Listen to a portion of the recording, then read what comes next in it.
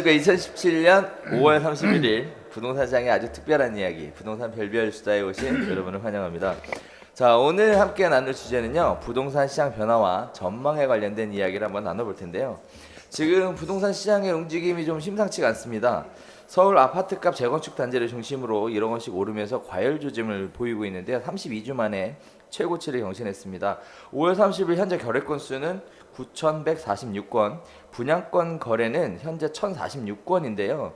서울 지역 분양권 거래가 월간 1,000건을 돌파한 것은 처음이다. 아주 이례적인 일이다. 라는 얘기들이 나오고 있습니다.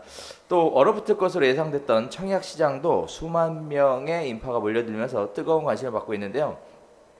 서울 강동구 고덕 롯데캐슬 베네루체 모델하우스에는 3일 동안 약 2만 그리고도 2,000명, 서울 영등포구 보람 SK뷰 모델하우스에도 3일간 4만 7,000명, 미분양의 무덤이라고 불렸던 김포, 대단합니다. 여기도 한강 메트로 자이가 평균 7.14 대 1의 청약 경쟁률을 기록하면서 부동산 시장이 엄청나게 화랑이고 과열되었다, 이런 얘기들이 나오고 있는데요. 정영 대표님, 네.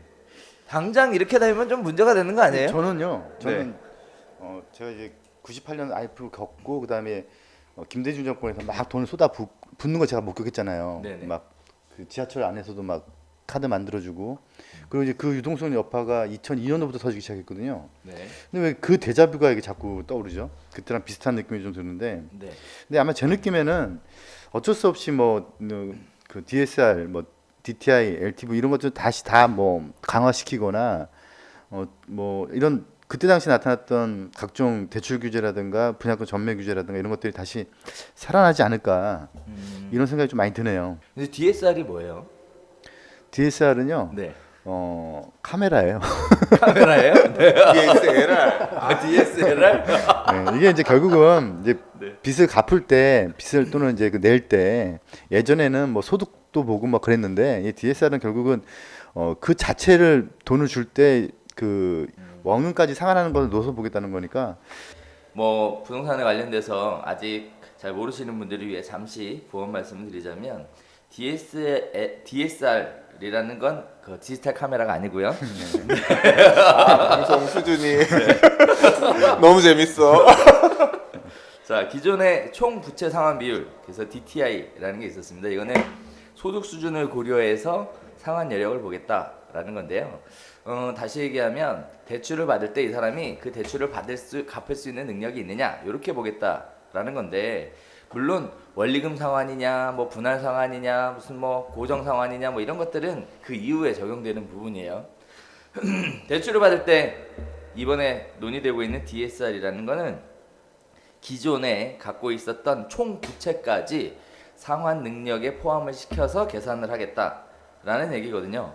이 DSR로 대출 심사 기준을 바꾸게 되면 소득 대비 부채 수준인 DTI 때보다 부채가 굉장히 늘어나기 때문에 개인이 대출을 받을 수 있는 총액이 줄어들게 된다라는 것이 궁극적인 특징인데, 일단 은행은 DSR 제도 도입에 대해서 굉장히 환영하는 분위기입니다.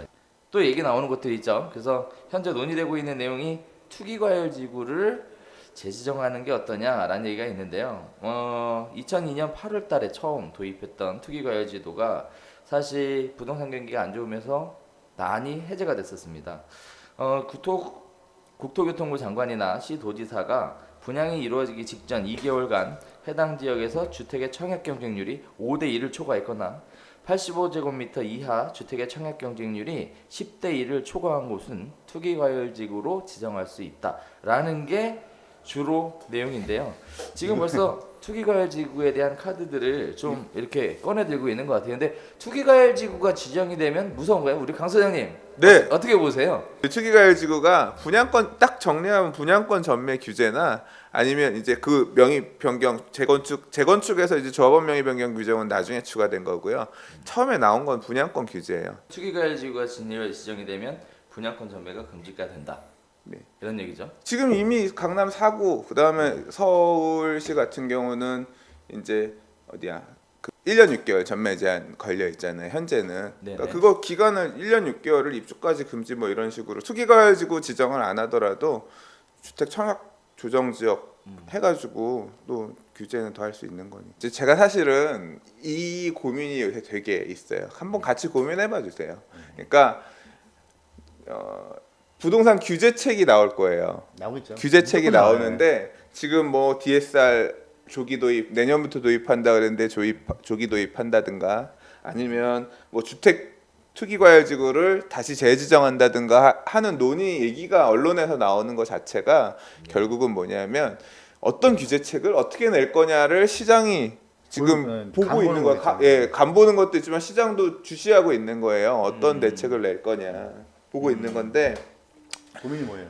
고민은 뭐냐면 자 문재인 대통령의 부동산 정책은 뭐냐면 뉴딜이에요. 박원순 서울시장이 지금 서울시에서 하고 있었던 도시재생을 전국구로 끌고 와서 하겠다는 거예요. 그 얘기는 뭐예요? 주택 공급이 도심지 내에 없다는 얘기예요. 항상 부동산 대책은 수요를 억제하면서 이 수요들을 집 사지 말고 기다려 보세요. 집 사지 말란 말이야 임마 해놓고 한쪽으로선 우리가 싼 집 만들어서 이거 받으면 되니까 그때까지 살지 마라 이런 식의 어떤 두 가지 양면으로 부동산 대책이 나오는 건데 그렇죠. 공급 대책이 없어요. 지금. 맞아요. 그러면 대체 무슨 생각이냐. 그래서 제가 내린 결론이 아니라 고민. 재건축 초과이익 환수제 유예를 하거나 아니면 재건축 초과이익 환수 제도 자체를 손볼 수도 있을 것 같아요. 그런 생각에 왜냐하면 내가 정부 입장에서는 저는 무조건 재건축 초과이익 환수제 유예가 없다고 생각했던 사람이거든요. 그러니까 이번에는 그냥 강남 아파트에서 가격을 잡아야 된다. 그리고 강남 쪽에 공급 물량이 많이 있었기 오히려 때문에 공급을 해줘야 되니까. 예, 공급 물량이 있었기 이럴 수 때문에 있다. 당분간 안 지어도 충분히 물량이 확보돼 있다라고 저는 생각하는 입장이라 무조건 유예는 없다라고 생각했는데 지금 정부의 차라리 재건축으로 얘기만 공급을 두고 하자. 보면 그러니까 재건축으로 공급 물량을 유지하게끔 하던가, 그러니까 신규 주택을 공급하던가, 아니면 택지지구 새로 지정하는 건 무조건 할 것 같아요. 근데 이제 도심지 안에 주택 공급을 재개발 방식으로 철거해서 재개발하는 방식으로 안 하면 재생 방식으로 간다고 하면 이거는 사실 그냥 해놓고 니들이 알아서 지으라니까 사실 어떤 컨트롤할 수 있는 부분이 별로 없거든요.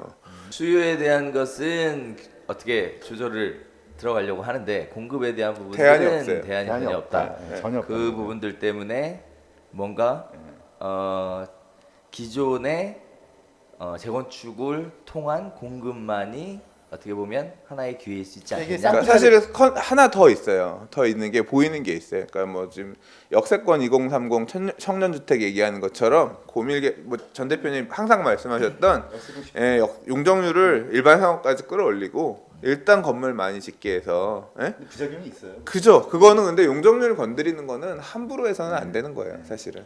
근데 이러면 어때요? 차라리 어차피 그 재건축은 돈 있는 사람들 위주의 사업이잖아요. 거기 묶어 놓으면 재개발 시장이 뜨고 구도심이 뜨고 가격이 올라가는 거는 그러니까 자연적으로 재생된다. 현 정부에서 볼 때 나쁘지 않은 거 아닌 거예요? 나쁘지 않잖아요. 오히려. 이해를 못했어. 저도 이해 못했어요.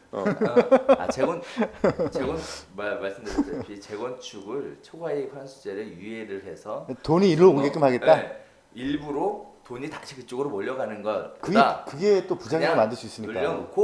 눌러놓고 옆으로 퍼지는 건 어차피 서민들이 갖고 있는 집값이 올라가는 것도 영향이 있을 수 있으니까 차라리 그냥 그렇게 내비두는 것도 괜찮지 않겠냐라고 보는 거죠. 네. 그러면 그것도 저한테는 부에 문제죠. 대한 배분의 효과 이런 것들이 좀 같이 따라오지 근데 않을까요? 사실 그건 그때 가서 생각해봐야 될 문제인 것 같아요. 그거는 이미 지금 풀려 있는 공급 물량들이 지금 사실 짓고 있고 하는 과정에 앞으로 지금 사실 2018년, 19년 입주 물량들 많아요. 보금자리도 많이 졌고 지금도 져요. 뭐 원흥지구 이런 데 분양하고 있고 제가 지난 주말에 다산 신도시 갔다 와서 요새 다산 신도시 공부 엄청 하고 있고 거의 뭐 좋다는 얘기가 아니에요.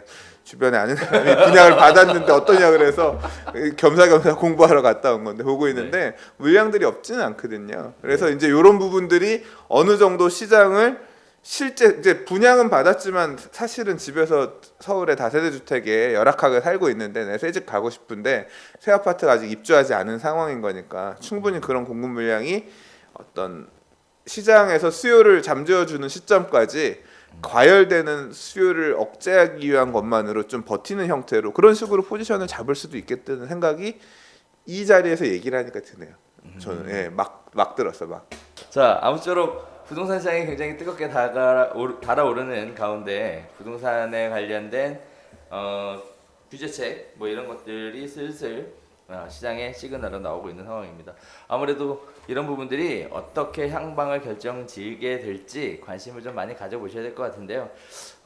저희 별별 수사를 통해서 여러분들이 생각하시는 부동산 시장의 변화가 어느 쪽으로 움직이고 있는지 저희와 생각이 일치하시는지 한번 관심 있게 지켜봐 주시면 좋을 것 같고요. 저희가 준비한 소식은 여기까지이겠습니다. 유튜브 구독 버튼 꼭 눌러주시고요. 영상 공유해 주시면 대단히 감사하겠습니다. 수고 많으셨습니다. 감사합니다. 감사합니다.